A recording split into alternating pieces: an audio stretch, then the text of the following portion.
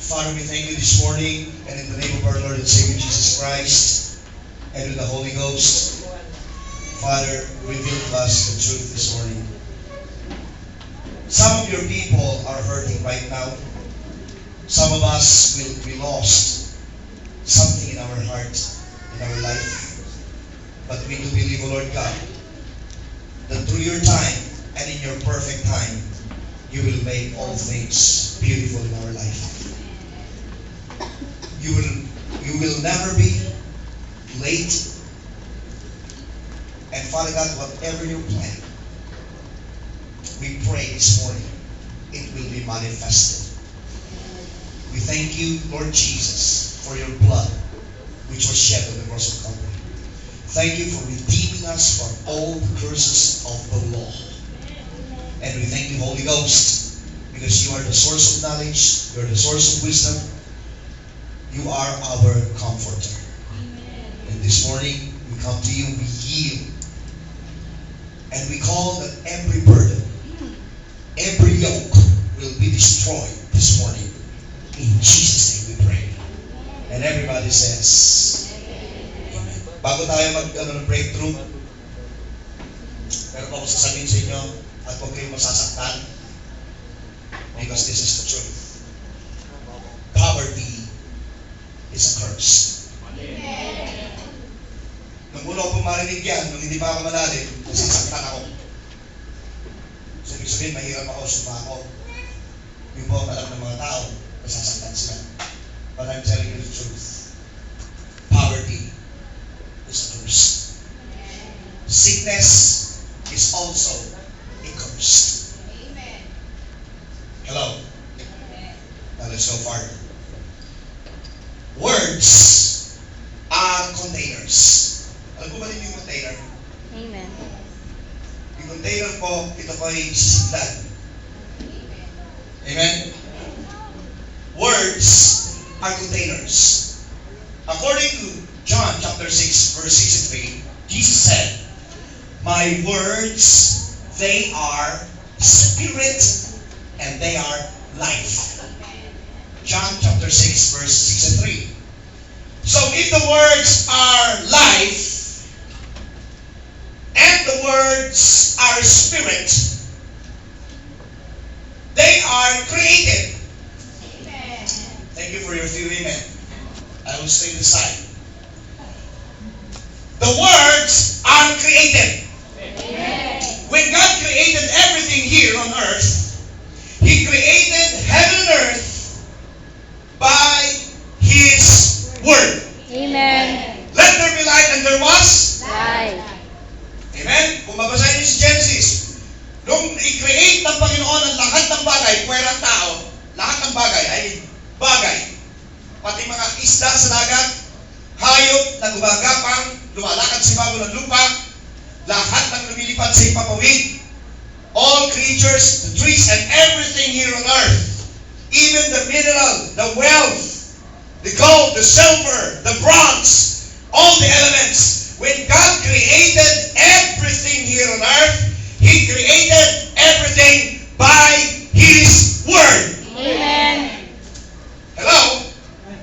So, words are containers. Kanina sinabi natin, whatever you say, kakainin mo. Di po ba? So you better watch out.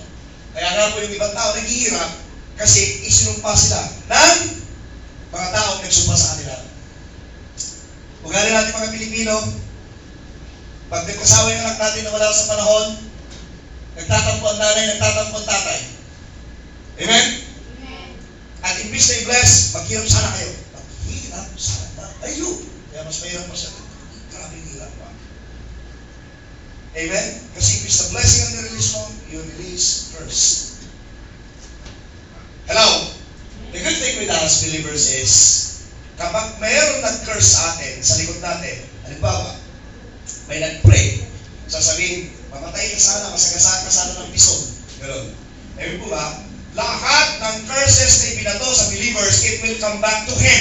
Amen. Why? We are protected. Amen. Isaiah 54 verse 17, no weapons formed against thee shall prosper. Oh, glory! Amen po ba? Napaka natin ng Diyos ng mind. And the more that the people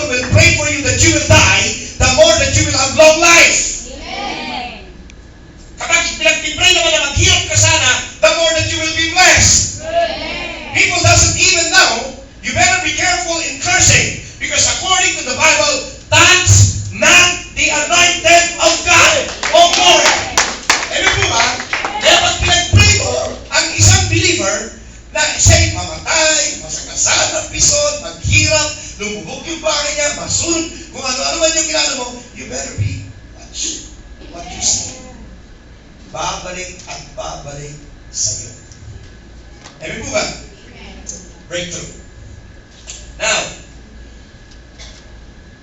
if the Word of God are containers, and they are spirit, and they are life. Amen?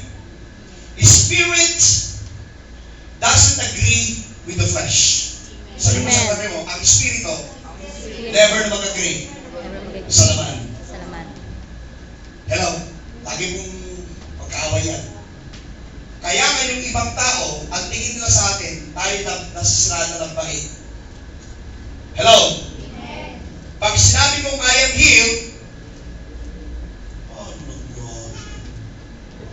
Pag sinabi mong I am saved, pag sinabi mong my sins are forgiven, my past, my present, and my future, nandala ni mata nila.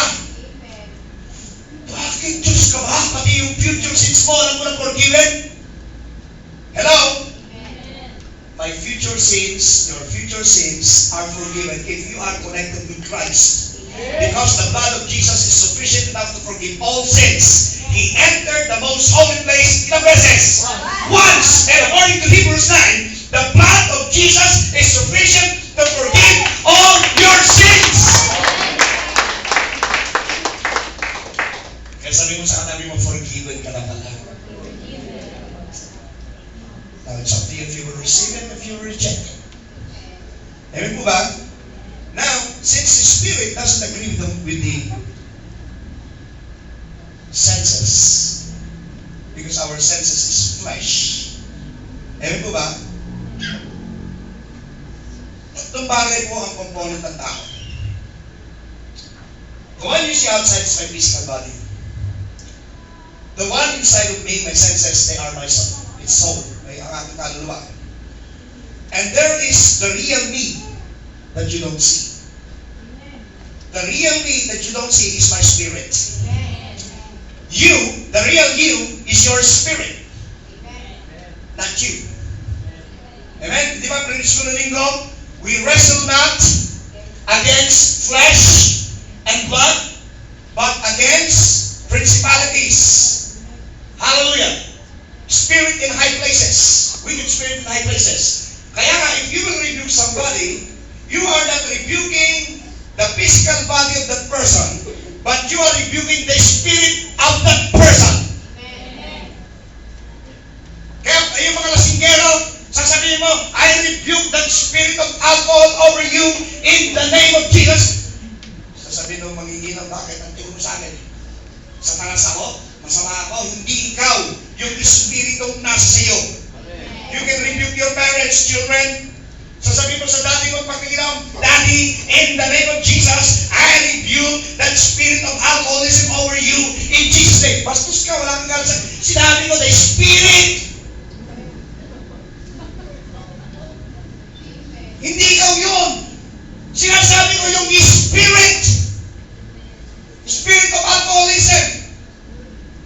Yung mga mahilig sa pornography, the spirit of pornography, I cast it out over you. Bakit pa yung sa'yo? Mahilig sa laman? Hindi ikaw!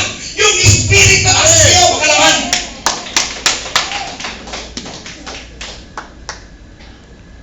Hello? Now, kailangan natin, anong gagawin natin to have breakthrough? Number one, we must have a renewed mind. Romans 12. Let's go to Romans 12. Let's read it. Hallelujah. Praise God. Make sure I got my timer, okay? Romans chapter 12, verses 1 to 2. Hallelujah. Are you there? Nandun na po ba kayo? Pag wala mong Bible yung katabi mo, sharean mo. Amen. Hindi ka makibasa ka kamo sa amin. I beseech you therefore, sabi ni Paul, brethren, by the mercies of God, that you present your bodies as a living sacrifice, holy, acceptable unto God, which is your reasonable service. Church, you cannot serve God if your body is not subject in the Holy Ghost. Ulitin ko sa inyo, hindi mo po pwedeng paglingkuran ng Panginoon kapag ang katawan mo is not subject sa Holy Spirit. Amen. Pwede ka maglingkod, why not? Pero mababaw. Hello? Walang joy. Nagtatanong lang sila, hallelujah, nakikitanong ka rin kasi naglilingkod ka nga.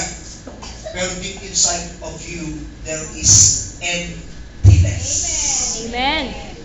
Deep inside of you, there is envy. Deep inside of you, there is pity. Deep inside of you, there's a lot of problems. Deep inside of you, you are defeated. Sabi mo sa katabi mo, ouch. Wala akong Kristiyanong talunan. Amen. Bakit may breakthrough tayo ngayong mga ganito? Gusto ko pong malaman ninyo, yung mga nagdinegosyo, na parang sinasabi yung negosyo mo sapat-sapat lang. Na parang na pang-renta, pang-kuryente, pang-tubig, pang-kain, walang nagitira. You need a breakthrough. Amen. Yung trabaho mo, mahina ang sweldo. You need a breakthrough. Amen. Sa bahay namin, napakagulo. Kanya-kanya kami. You need a breakthrough. Walang kasiyahan. You need a breakthrough. May sakit karamdaman. You need a breakthrough. Amen. Alam niyo po ba, matagal na tayong binayaran Amen. sa Amen. ating mga sumpa. Amen. Galatians 3:13, Christ has redeemed us from the curses of the law. Ginawa ko rin yung sentence na yun. Galatians 3:13. Christ has, past tense, redeemed, past tense, us from the curses of the law. So, fully paid na tayo. Amen. Doesn't really mean na kung fully paid ka na, ay nakaalpas ka na doon sa sumpa. Church, listen! Nung magkasala si Adan at saka si Eva, the one that was cursed is not Adam and Eve, but the ground. Amen. Sino nakabasa doon? Sabi ng Panginoon, because of your disobedience, sabi niya kay Adan at kay Eva, you will go back, hallelujah, to the soil I made you, you will go back to soil. Adam, you will work and you need to toil. Amen? Kasi dati po, wala pong plano ang Diyos na si Adan ay pagpawisan ng grabe para yung kakainin niya manggagaling sa pagpawisan niya. At sinabi kay Eva, starting today, when you conceive a child and you deliver a child, you will feel the pain. Kaya nga po, pagka babae ng anak, lahat ng pain, simula ulo ng talampakan ramdam nila. Then, sabi ng Panginoon, cursed is the ground. Church, listen. Whatever God has cursed, you cannot bless. And vice versa. Whatever God has blessed, you cannot curse. Amen. Si Adan at si Eva nung magawa niya, glory to God, i-blessing agad si Adan. When God created men and women, He blessed them. Amen? Pero bakit may kahirapan tayo? Kasi po, the ground is cursed. Kaya nga dito nanggagaling po, yung iba't ibang uri ng sakit. Nung umuwi ako sa Pilipinas, gusto yung sakit na SARS. Pagdating ko sa airport, lahat may takip sa mukha. Sir, yes, magmask po kayo. No weapons formed against me shall prosper. Nataka sila sa akin. Sabi, grabe ito ah. Hindi pa ako nag-mask. Ba't ako magmask? Eme po ba? Wala naman ako SARS. Pero ako Coca-Cola. Hello? Di ko rin nanggagaling yung sakit na AIDS. Alam niyo ba yung AIDS? Until now, it's incurable. Akala nila may gamot na, wala pa po. Wala pang gamot ng AIDS. Wala pa, namamatay pa rin yung mga pasyente niyan. Ang nangyayari lang, because of medicines, na prolong life, yung life ng tao, infected by that disease. But the disease is still there. Parang may mga sakit ng mga pangkaraniwang mga mahihilig sa laman. Kung tawagin dito sa Pilipinas yung tulo, akala nila may gamot yun. Wala! It is still inside your system. It's cursed, that's why. Hello? Now the ground is cursed. Believers, listen to me. Kung gusto nyo ng breakthrough, put this in your mind that even though we are blessed, we are still moving on earth. And the earth was cursed. Now we need something to remove the curse. Hello? At ang susi yan, ibinigay sa atin ng Panginoon. Amen. Ibinigay niya sa mga anak ng Diyos. Kaya nga minsan, kahit magtrabaho, wala pa rin nangyayari. Tignan nga ninyo yung gobyerno natin, nakailang palit na ng administrasyon, walang nangyayari. Nakakalbo na si Abad, at saka si Noy, saka iisip ko anong gagawin para umasenso ang Pilipinas. Hindi nila mapapakasenso ang Pilipinas. Why? The key. They don't have the key. They got the knowledge. The knowledge that they have is earthly, it's carnal, it's fleshy. But the things of God, the Spirit of God, how to deal with the curse, they don't know. Amen. Kaya maraming mga Kristiyano naghihirap. And you are blessed. Breakthrough. Sabi ko sa tabi mo, breakthrough. Breakthrough. Okay, now, this is the breakthrough now.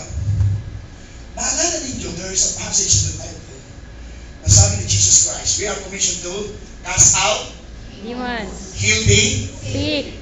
amen po ba? Raise the, Dead. okay, gagaling ninyo, hallelujah. Oh Lord, salamat mo Panginoon. Itong church sa may pinagpalang talaga. Yes. Kasi po ito yung tawag natin. Heal the sick, cast out demons, amen, raise the dead, make the lepers clean, make the lame walk, Amen. make the deaf hear.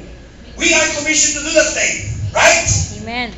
Now, meron pong incident sa Bible, they were casting out this demon spirit in a boy. Amen? At ito pong demon spirit na to, sabi nung ama ng bata, that the boy, every time that the demon possessed boy ay nagtatantrum, he's throwing himself into fire. At may lumalabas na ang bula sa kanyang bibig. At sabi nila, dalhin namin sa mga ni Jesus. Let's go there. So that you will know what I'm talking about. Amen? Go to Matthew 17. Oh, glory. Tama ba yung time ko? Tama ba yan? Good. I need more time. Okay. So that I can discuss this. Go to Matthew 17. Praise God. Let's hurry up. Hurry up. Are you there? Amen. Verse 14 to 21. I'm going to summarize this one. Amen po ba?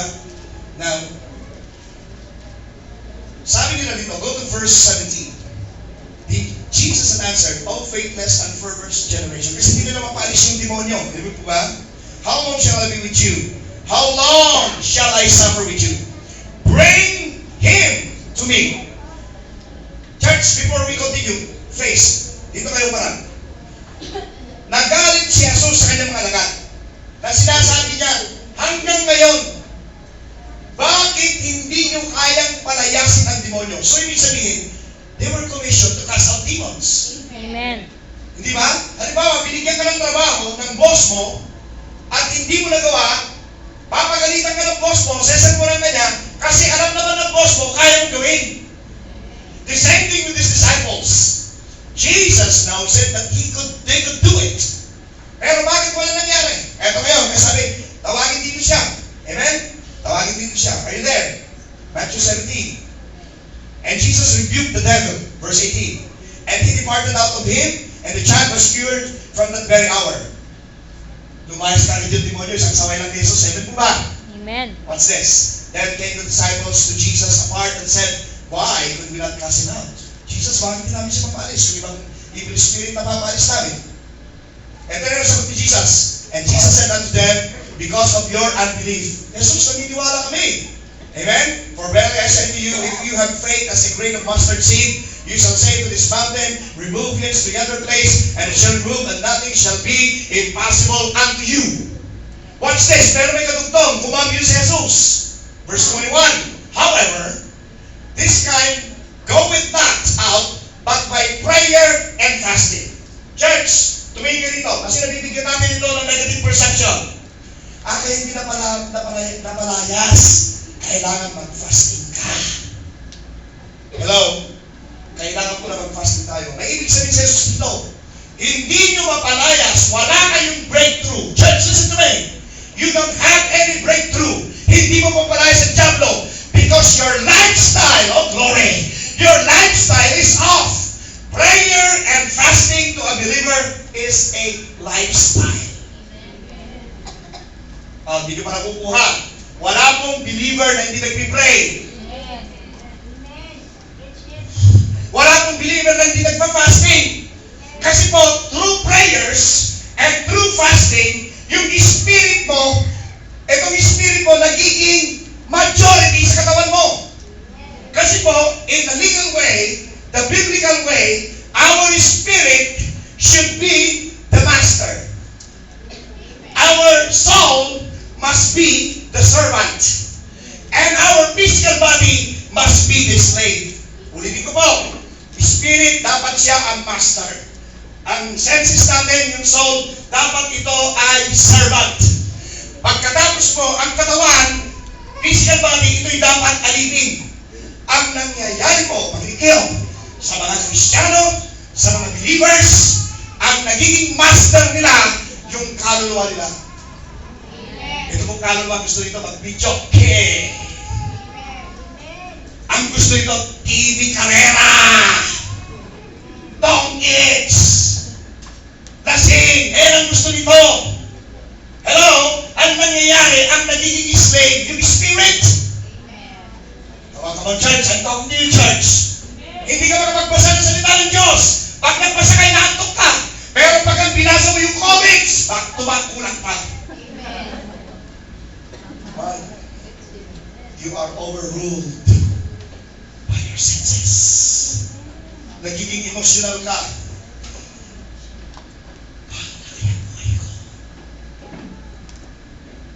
Isa akong mahirap. Isa akong mata. Wala masyadong natapos. Grade 1 lang ang inabot ko. Noon ay papagod. Paano na ngayon ang buhay ko? Pumangon ka. Senses. Believers must be overcome by their spirit. Kung nakikinig ka ng Word of God and you are overwhelmed by your fleshy, lalabas ka at bibili ka ng infinity. But if your spirit, ang siyang nagre-release sa'yo, sasabihin ng spirit of, oops, no, we need to stay. Your spirit is telling you, we need to serve God. Sunday, we need to serve the Lord. Mga kapag nakabihis ka na, uwi ka kami. Why? I'm so glad I was in the house of the Lord. I was so glad I was in the house of the Lord.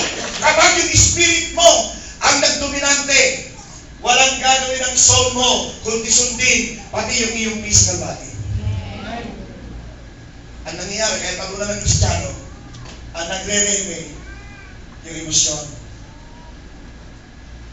ba will the Lord na magkaroon ka ng love life? Okay. Of course. Of course. Kaya lang, huwag mong bayaranin yung emotion mo. Nakita ko na siya, pastor.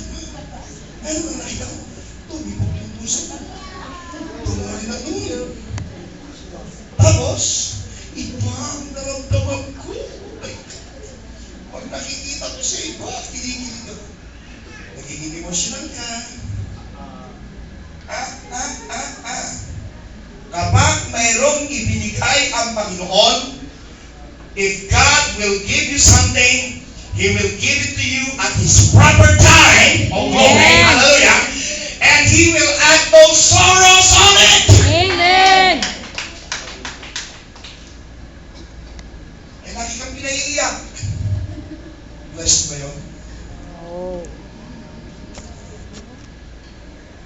Sabi mo sa katabi mo, sino kaya kausap niya? Hello? Lifestyle. Sabi ni Jesus Christ, mas ang lifestyle. Ang lifestyle ninyo, pray. Mag-pray kayo na mag-pray. Pagkatapos, mag-fasting kayo. Now, if you have that lifestyle, ang spirit mo ngayon, magiging majority, at pag naging majority ng spirit mo, you can control your emotions, you can control your body, then the evil spirit will be subject to you. Okay, example. Lumayas ka sa pangalan ni Jesus. Sabi ni Diablo, ayaw ko. Lumayas ka sa pangalan ni Jesus. Ayaw ko. Bakit? Kasi naingit ka kanina eh. Ba't ako aalis? Naingitin ka. Lumayas ka sa pangalan ni Jesus. Lumayas ka sa pangalan ni Jesus. Naglilingkod ako sa church. Lumayas ka. Meron ng authority. Ang Panginoon ko si Jesus. Sasabihin ng Diablo, si Jesus kilala ko, ikaw hindi. Do you understand, church? Amen. Hello? We glorify God in the church. Ang tanong, in our everyday life, are we still glorifying God? Wala pong believers na nakikipagkumbukan sa mga chismosa. Amen. Na walang ginawa kundi pag-usapan ng buhay na may buhay. Wala pong believers na mahilig sa zodiac sign. Amen. Ano kaya sinasabi ng soul? Ba't hindi ka pala kontento? You don't know the will of God? The will of God, sabi ng Panginoon, I will give you long and satisfying life. I will make you the head and not the tail. Hallelujah! Surely goodness and mercy will follow you all the days of your life. Blessed is the man who walked not into the counsel of the ungodly, nor standeth on the way of the sinners, nor sitteth on the seat of the scornful. Amen? And the law of the Lord, He meditates it day and night. Day and night. And this is the delight. Ito yung delight ng tao ito. Hello? May mga tao ang delight ninyo, cellphone. Hindi pa ka nakakapag-alis ng puta, naka-cellphone na.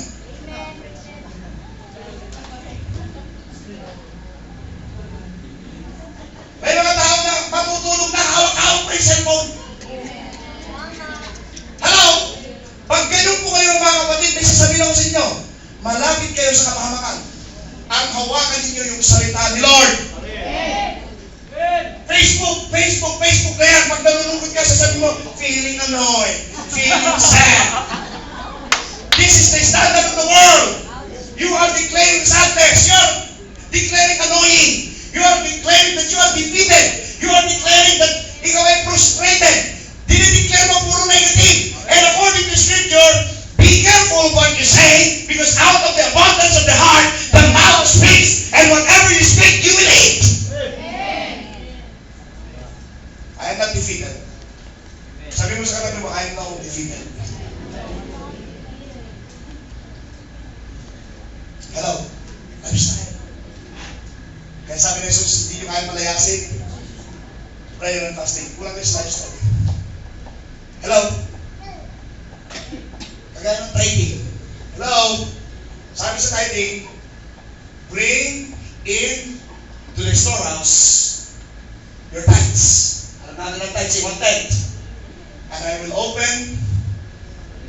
shadows of, Heaven. watch it, church. Maraming nandidisip sa atin. Pag nagbigay ka ng tithes mo, iisipin mo agad, ito ay susi.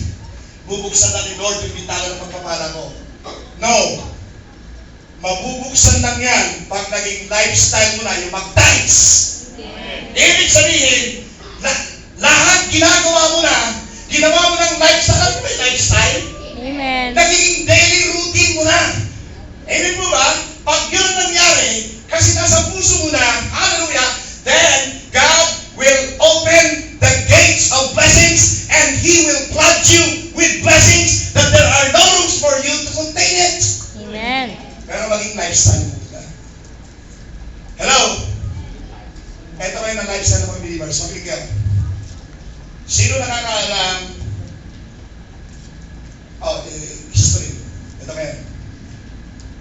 Si Adam at saka si Eva. Sino naging anak nila? Cain at Isabel. Amen? Si Cain, dahil sa kanyang buhay na sumpa, nag-jelly siya kay Abel at pinatay niya si Abel. Amen? Hello? Noong mamatay si Abel, sa summarize ko lang, si Eva nagpunta kay Lord. Lord, wala na po si Abel pinatay. I need somebody to replace Abel. And God gave Eva Seth. S-E-T-H. Dito po lang galing kay Seth ang angkan ni Abraham. Dito rin ang galing kay Seth si Abraham, nang galing kay Abraham si Isaac. Si Isaac nagkaanak. Si Jacob at saka si Esau. Si Jacob may 12 anak. Hello? Amen.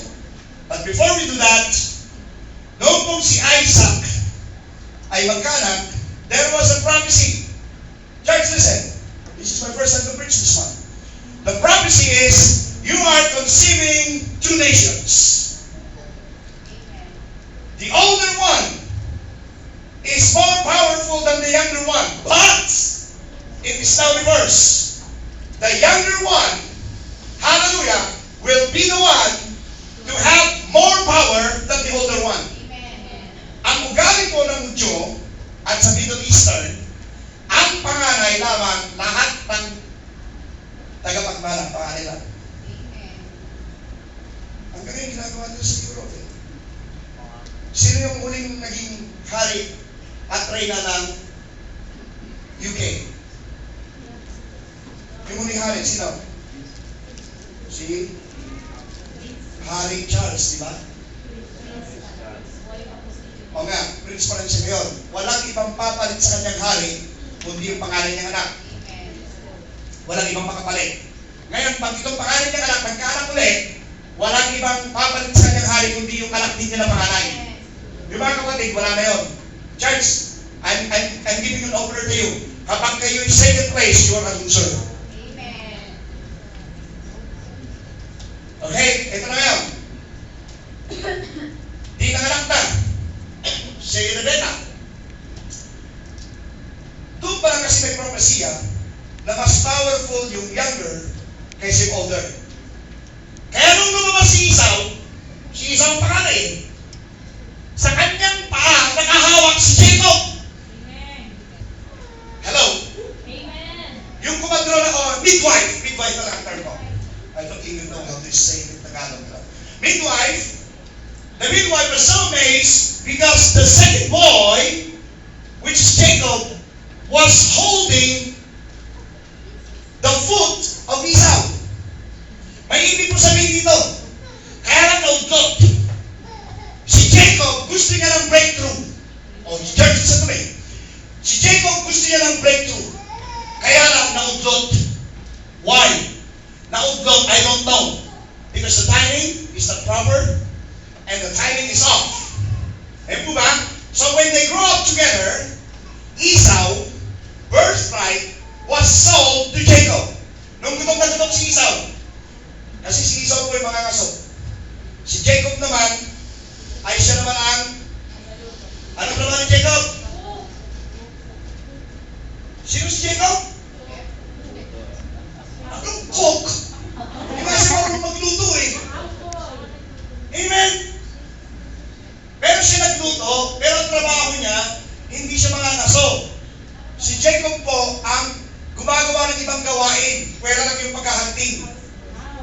House, hindi household.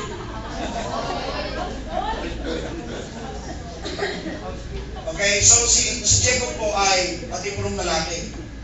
Alam mo siya, hindi siya nahihiya. Mamalengke, hindi siya nahihiya. Saludo po ako sa mga lalaki na mamalengke at naglalaba. I salute you guys. Amen. Yung mga lalaki po hindi ginagawa yun, wala kayong kwenta-kwenta. Amen. Amen. Yung sabi ko sa inyo, laba kayo. Lansya kayo, mamalengke kayo. So what? What's the difference? You need to tell your wife, if you like her, and you love her.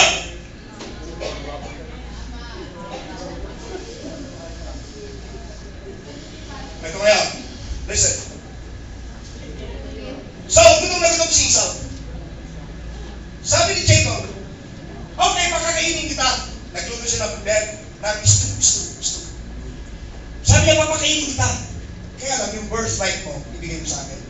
Sabi ni Esau, no problem. Iyon na, ikaw na pakanan. Basta makakain lang ako. Hindi niya iniisip. Amen po ba? Sometimes hindi tayo nag-iisip. The devil is luring us into something that seems right to our eyes. But the end way it is destruction. Why? Because we don't have any discerning spirit. At ito na ngayon.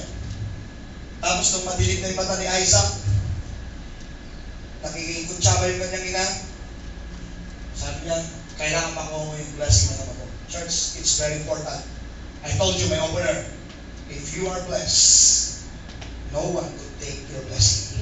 Amen. If you are cursed, no one could take your curse. We are blessed. Amen. Because all the curses that we have are taken away Amen. by our Lord and Savior Jesus Christ. Amen. 2,000 years ago on the cross, when He said it is finished, we are all cleansed. We are sanctified. Hallelujah. We are delivered. We are healed. We prospered already. Amen. Ito na kayo. So, nadisita naman siya. Nagpanggap siya sa si Esau. Sabi ng nanay niya konstitutor, mga nanay ng konstitutor, mag-ingat kayo. Sabi niya sa kanyang anak, magsuot ka ng makapal na balat ng kambing. Kasi po si Esau, mabalahibo. Kaya hindi na nakita si Isaac. Tapos, isuot mo yung lumang damit ng kapatid mo kasi lumang damit amoy tao. May lumang damit ba kayo? Sino tinatapos susot yun eh? Hindi na amoy tao ni amoy tao na yun. So, inamoy siya. Amoy Esau. Ibig sabihin sa kasama nila niligo. Niligo. Mabalahibo. Ikaw ba si Esau? Ako po, ba't ganyan ang boses mo? Boses ni Jacob. Ako po ang inyong pangalan. So pinakawalan ni Isaac yung blessing. Dumating si Esau. Naghandling siya. Ama, ibigay mo na sa akin yung blessing ko. Sino yung kausap ko kanina? Nirelease ko na yung blessing mo. Umiyak si Esau. Ama, bakit mo binigay sa kanya? Hindi ba pwedeng bawiin at ibigay mo muli sa akin? Ang sagot ni Isaac, kung ano yung pinagpala at nirelease na yung blessing, hindi na pwedeng bawiin. Hallelujah! Church, we are already blessed and nothing will take that away from you and me. We are sanctified. We have the righteousness of Christ. We are the head and never be the tail. That's right, don't you? Ito, first time mo narinig. Ilan ang anak ni Jacob? Yung nag-isip kay Esau, 12. Si Jacob, noong magpunta siya sa Canaanite, hallelujah, nagkaroon siya ng 12 anak. Isa sa mga anak ni Jacob, ang pangalan ay Judah. Sabi mo nga, Judah. Si Jesus Christ, galing sa tribe of Judah. Amen. Ang Judah po kasi, they are worshipers. Pag may mga problema, walang ginawa yung Judah, kundi umikot lang ng umikot. At nagbibigay papuri sa Panginoon at natalo ang kaaway. So, ang Judah po, siya po ay worshipers. Yes, Jesus Christ came from the tribe, Lion of Judah. Ito ngayon, first time yung ano dito. Si Judah, nagpunta sa Kanaan, nakita niya si Shua. At si Shua, pinakasalan niya, nagkaroon siya ng tatlong anak. Ang pangalan niya si E.R. Hindi E.R. yan ito, E.R. lang. Amen? At yung sumunod niyang anak ay si Onan. Hallelujah. Amen po ba? Yung pangatlong anak niya si Sheila. Sheila. Ang ibig sabihin ng pause. Kaya nakakabasa kayo sa Proverbs, ito tinuturo ko sa inyo pag Bible school to. Nakakabasa kayo sa Proverbs at sa Psalms ng word na sila. Ang ibig sabihin pause. Ito ngayon. At nakita ngayon ni Judah si Tamar. Si Tamar ay magandang babae. At sabi niya, ikaw na mapapakasawa ng anak kong si E.R. Amen? At dahil si E.R. ay evil, hindi siya nagtagal na matay. Ang ugali ngayon ng Hudyo ay ganito. Pag namatay yung panganay na lalaki, yung babae, ang kukuha sa kanyang kamay, yung kasunod ng panganay. At kasunod si Onan. Hindi gusto ni Onan si Tamar. Amen? Pero wala siya magagawa kasi yun ang batas ng Hudyo. So si Onan, kinuha niyang mapag-asawa si Tamar. Pero the night na magkasama na sila, si Onan ay, ang ginawa niya ay itinapon sa lupa. Yung mga bata kasi dito. And it displeases God. Namatay si Onan. Nung namatay si Onan, ang natitirang anak ni Judah ay si Sila. Pero batang-bata pa si Sila. Sabi sa kanya ngayon, ni Judah ay, Tamar, magdamit ka muna ng damit pampalo. Widow. Noong pong araw pag widow ka, may damit ka. Kaya kung saan ka ba magpunta, alam ng tao na ikaw ay ba? To distinguish you. Noong araw pag alipin ka, may ikaw ka. Kaya kung saan ka magpunta, alipin dito. Kaya ngayon kapag may lalaki may ikaw, alipin ka. Now, listen, church. So, ang ginawa ngayon, si Tamar, nagtampo kay Judah kasi si Sila, si Pose, ay nagbinata na at hindi pa rin binibigay sa kanyang maging asawa niya. Wala pang anak si Tamar. One day, namatay si Shua, yung asawa ni Judah. Nalungkot si Judah. Nag-inom. Nung makainom, kinantsawan ng dalawang kaibigan niya, kailangan mo magpalipas ng oras. And during that time, si Tamar, tinanggal niya yung damit niyang pambalo. At nagdamit siya ng ibang damit, binalot yung kanyang mukha. Noong araw at tumambay sa gate ng town. Noong araw, pagbalot ang mukha mo at nakatambay ka sa gate ng town, you are a prostitute. Hello? Ganyan lang narinig ito, no? Ito na ngayon. Nakita siya ngayon ni Judah. Hindi akalain ni Judah na yung pala yung kanyang manugang. Hello? Amen. So kinuha niya. Sabi ngayon ni Tamar, ano ngayon ang palatandaan na tayong dalawa ay nagkaroon ng relasyon? Kailangan iwanan mo ako ng something. So iniwan siya ng kid, yung malit na goat, tawagin yung kid, but some jewelries. Until it was revealed, lumaki siya ng babae. Nung araw, pag ang babae ay nabuntis, papatayin, to restone. Kaya kung ngayon, ang dami sana mamamatay. Hello? Amen po ba? So in short, Kinundi na siya ni Judah. Wala kang kasama, ba't ka nabuntis? At nagsabi siya ng totoo, walang iba na nabuntis sa akin, ikaw. Ito ang natibalan. Amen? Watch this. Ito na ngayon. Nabuntis siya. Dalawa. Ang laban. Okay? Yung panganay, ang pangalan ay Zara. Z-A-R-A-H. Zara. Ang ibig sabihin, sarado. Sarado sa pagpapala. Zara. Amen po ba? Wala pa nga kay Diyos yung Lord. Eto na ngayon. Nung panganganak na siya, etong si Zara, inilamit niya yung kanyang kamay. Listen, guys. You can read this in Genesis 38. Read it now. Mahaba, Genesis chapter 38. Inilabas niya yung kanyang kamay. At ang ginawa ng midwife, nilagyan siya ng scarlet na bracelet para ma-determine na siya yung panganay. Church, listen. Itong panganay na to, listen, and we will go down sa deeper revelation. Ito po, yung kailangan na breakthrough natin. At itong naunang lumabas, hallelujah, this is the one na gustong kunin yung pagpapala mo at pagpapala ko. Hello? Kasi ang ginawa niya, itinulak niya si Perez. Pababa. Itinulak niya si Perez.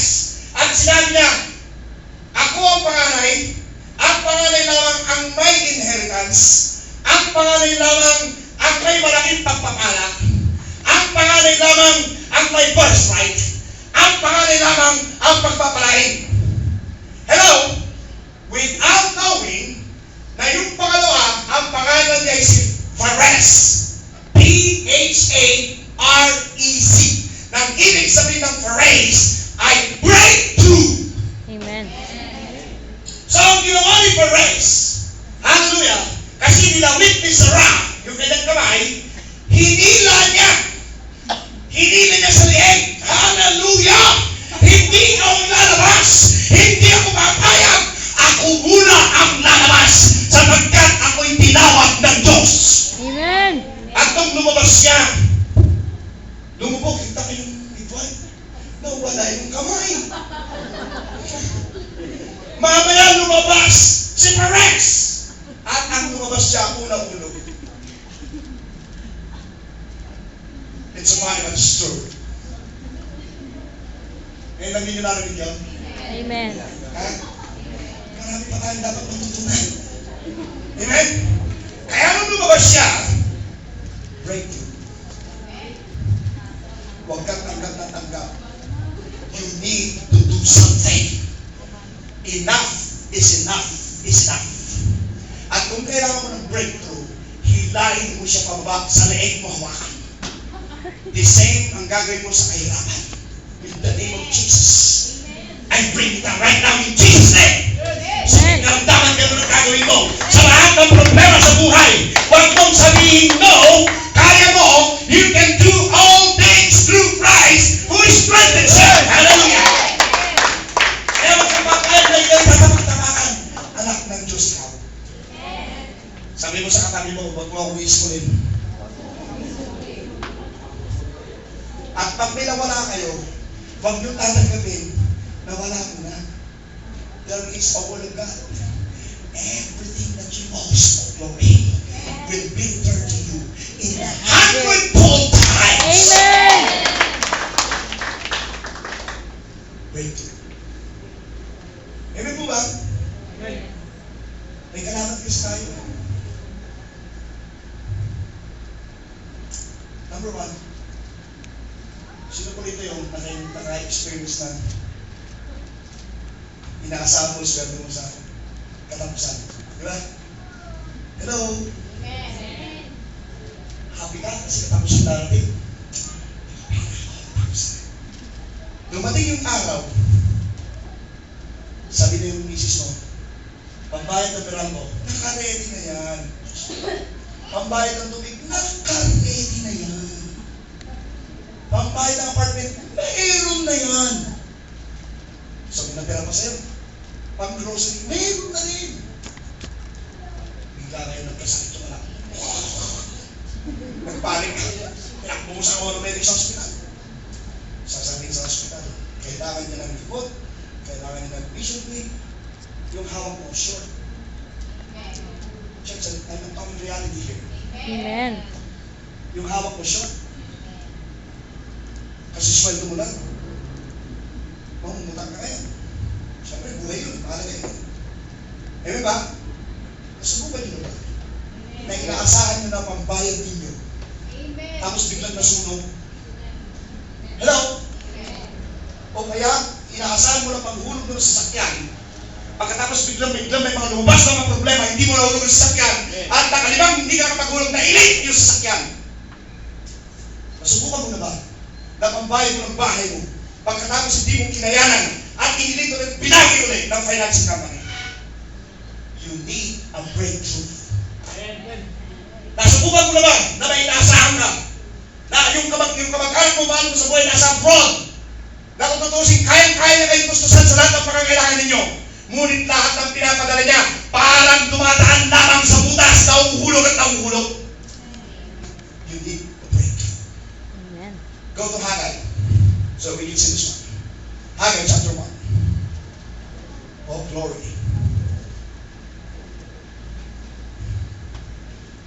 Sabi nga, huwag daw natin magpalaki yung mga anak buhay natin. Huwag natin magpalaki yung negosyo natin. Wala tayong dapat ipagpalaki. Kung ang hanap buhay mo man, ikaw ay pinakamabang hanap buhay. Kung ang hanap buhay mo man ay kulang at hindi sumisyente sa iyong pangangailangan, hallelujah, God doesn't care. Ay wala nag-amen. God doesn't care kung yung trabaho mo ay sobra-sobra o kulang sa pangangailangan mo. Amen? Amen. What's this? Are you in Haggai? Amen. Ang Haggai ay malapit sa Zechariah. Haggai, Zechariah, Malakay. Are you there? Haggai chapter 1, go to verse 6. Haggai 1 verse 6. You have so much. Marami ka rin tinanin. Hindi ba sinabi ko na sa inyo kanina, ang tithes and offering, gawin ninyong lifestyle. Amen. Kasi diba, nagtatights naman ako, nagbibigay ako ng offering ko. Bakit hindi ako pinagpapala ni Lord? Kasi yung pagtatights mo, occasionally. Oh, am I talking to myself or I'm talking to the church? Hindi lifestyle. Yung pag-pray mo, kaya hindi ka makapagpalay sa kahirapan, sa karamdaman, kasi hindi mo lifestyle yung mag-pray. Hindi mo lifestyle yung mag-fasting. Hello? Nakita niyo ba yung mga chismosa, lifestyle nila, pag-gising sa umaga, makipag-chismisan. Tama. Lifestyle na nila yun. Amen ba? Amen. Hello? Yung mga drug addict, lifestyle na nila yun. Watch this. Haggai, are you there? Chapter 1 verse 6. You have so much and bring in little. Kaya muna, Pastor, hindi ba sabi ng Panginoon, magtanim at ikaw ay aani? Give and it shall be given back unto you, good measure, pressed down, shaken together, running over. Di ba yun ang ni Lord? Amen. Pero, Pastor, bakit dito sa Haggai? Nagtanim ka, marami kang itinanim, wala kang inaani. Hello? Hello, church? Something is wrong. Let me tell you something. God will never violate His law. Amen. Sabi ka nila, the Bible is the book of books. And everything in the Bible has no contradictions. Wala pong contradiction to. Amen? Eh, Pastor, ba't ganon? Magtanim ka, siksik, tiklik, umaapaw, aani ka. Eh, bakit dito? Nagtanim ng marami, di umani. Hold on. Let's continue to read. Amen po ba? Amen? Amen. Kaya yung mga nagtatights na hindi naintindihan yung pagtatights at yung nagbibigay na hindi naintindihan, you better listen to me this morning. Amen? Dapat maintindihan mo. Amen? Lagi dito, You eat, but you have not enough. You drink, but you are not filled with drink. You clothe, but there is none warm. And he that earneth wages to put it in a bag with holes. Naalala ko po, nung tinataya ko pa ang Panginoon,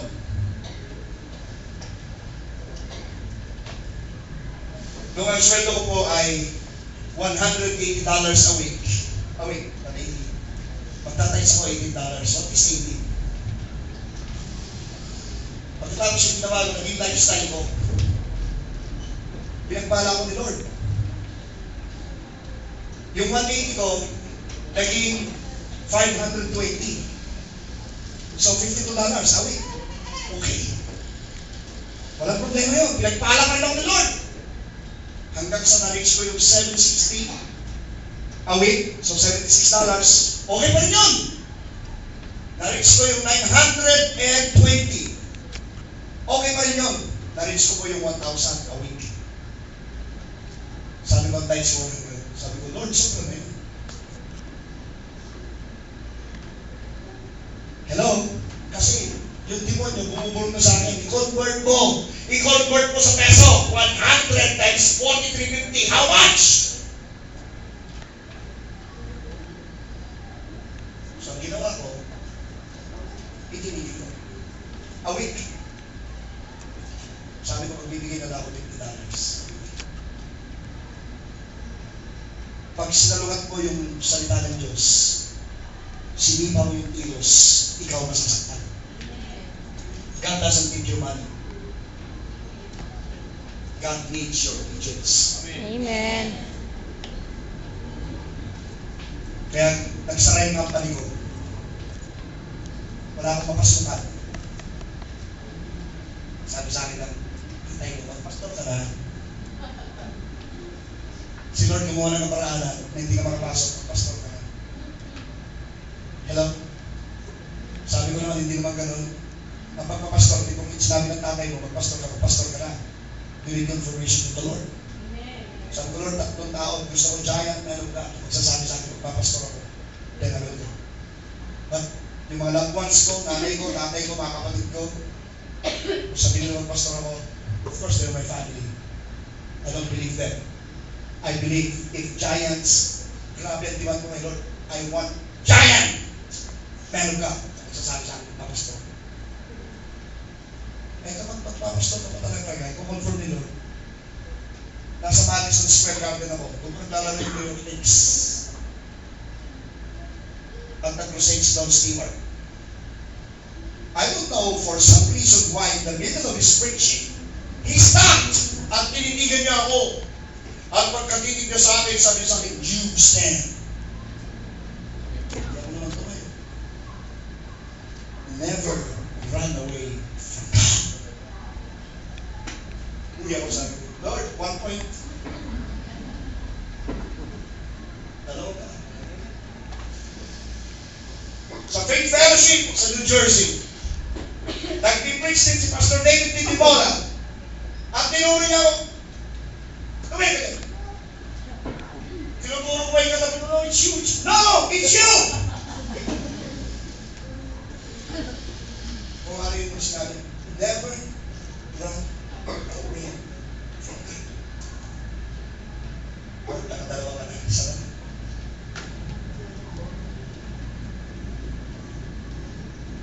At yung pinaka-last, doon na talaga ako mag-uwi. Kasi all of them are giant. At yung last na yun, hello. Now, sa umaga nito, sa bubabagay, sinasabing may butas ang iyong bulsa. Ewan ko ba? Yung katabi mo, tingnan mo nga, may butas sa bulsa.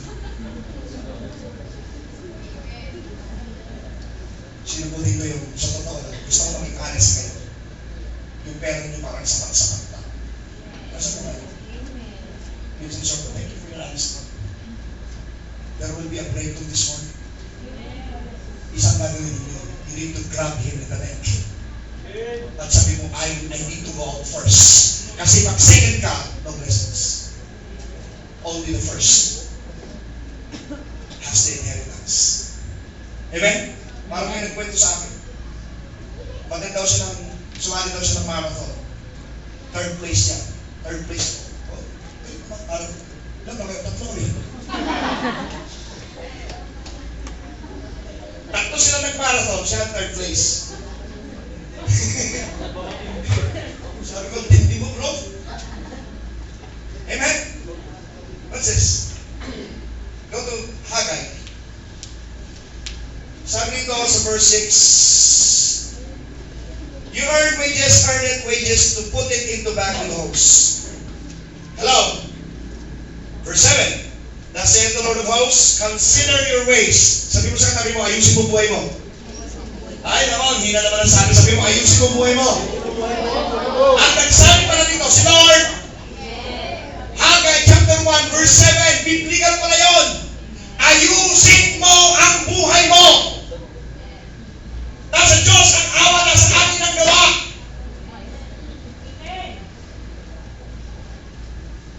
Layan tayo eh. Pero ba't di nakakalaya?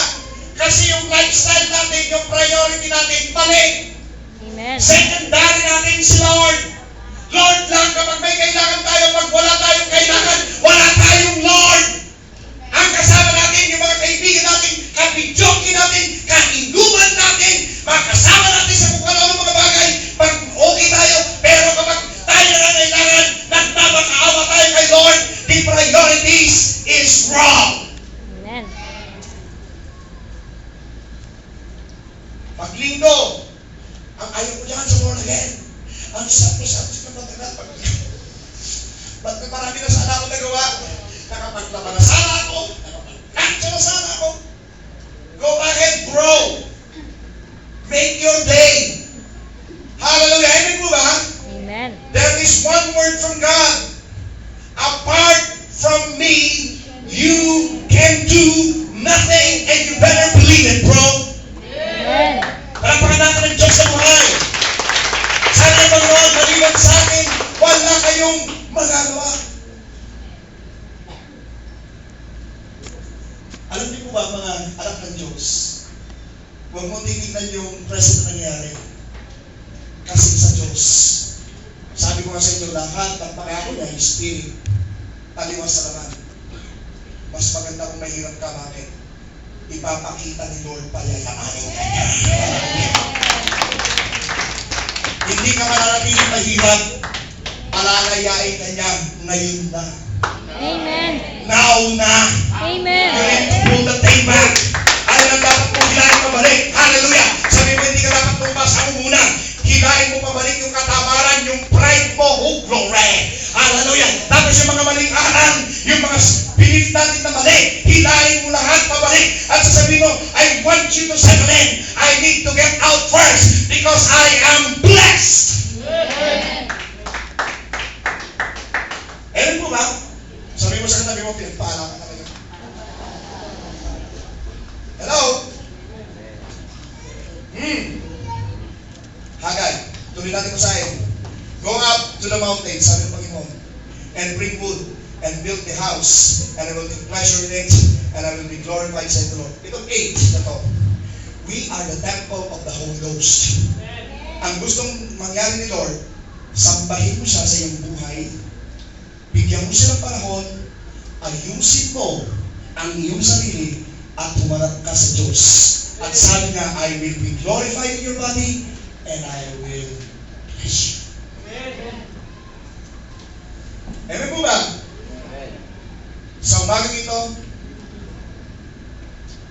I'm gonna conclude with this. Sa mga nag-Facebook, maganda yung ilagay ito. Do not, ito ikot ko to do not look for the blessing, but rather look for the way to reverse your curse. Do not look for the blessing, but rather look for a way to reverse your curse. Why? Jesus had paid his part. Anong gagawin mo para ma-reverse ang curse mo? Hindi mo dapat hanapin ang pagpapala. You need a way to reverse your curse. Ano gagawin?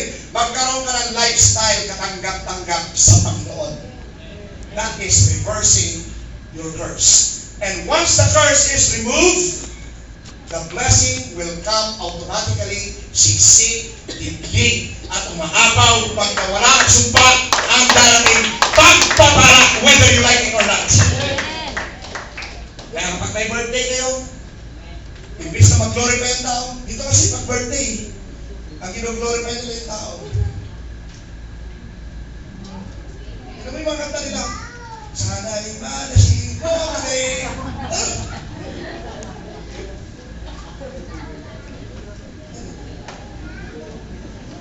Kung ako nagpapanting yung pandinig ko sa inyo, pagpasalamat tayo sa Panginoon, dumating ang kalawin niya.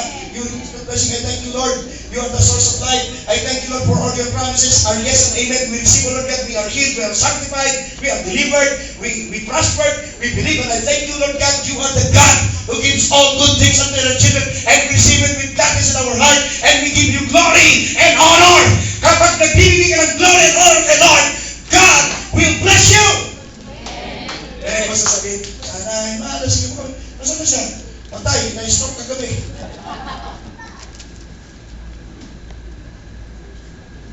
Ay. Gawin nating lifestyle. Lagi ko sinasabi sa mga kabataan at sa lahat na naglilingkod sa church, gawin ninyong lifestyle ang paglilingkod. Alam mo, I admire some people in this church. Sabado pa lang nandito na sila sa buong pamilya. Nakaka-bless. Linggo maghapon, kasama ko rin sila dito, nakaka-bless. Alam mo, huwag niyo ang hanapin ng pagpapala. Puno-puno kayo ng pagpapala. Amen. Samantalang di ba tagal mag-principles? Panay ang tingin sa rin.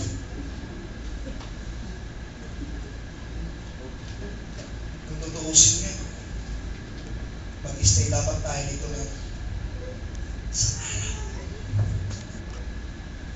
According to the law, yung mga mahilig sa law, 6 days belongs to us.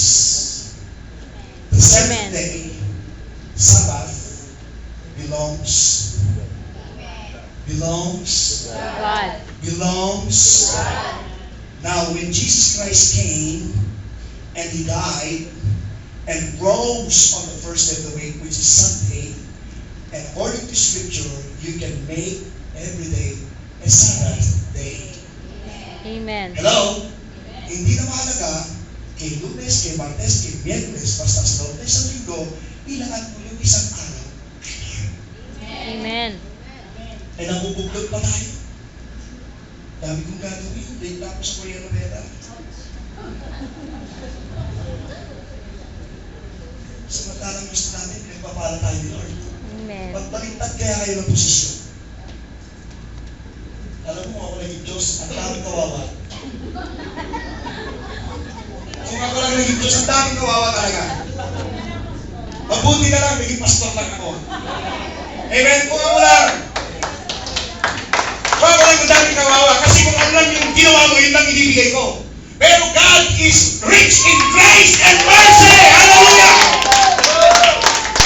Whatever the shortcomings that we have done, He blessed us in the first place.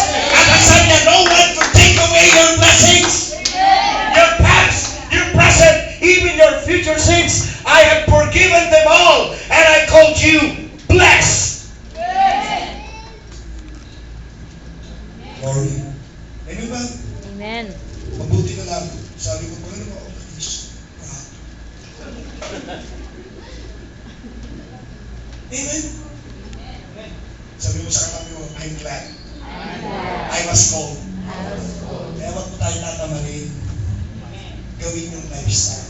Hindi ko po, blessed is the man who walks not in the counsel of the ungodly, nor standeth on the way of the unrighteous, nor sitteth on the seat of the scornful, but his delight is the law of the Lord, and the law of the Lord he meditates day and night. Hallelujah! And he is like a tree planted by the rivers of water, whose leaves never withers. Amen po ba? Amen. And he bears fruits in its season, and everything he does prospers. Psalm chapter 1. Amen. ginagawa niya ay pinagpapala. Kaya nga maganda expression, pinagpala ka. Sabi mo sa katabi mo, pinagpala ka talaga. Come on, sabi mo, pinagpala ka talaga. Walang pangalan ng Diyos sa buhay. Now, this morning, let's remove. Makipag-unahan tayo. At sasabihin natin kay Sarah, Sarah! Sarado ka muna. Ako muna unang lalabas. I need a breakthrough this morning. Amen po ba?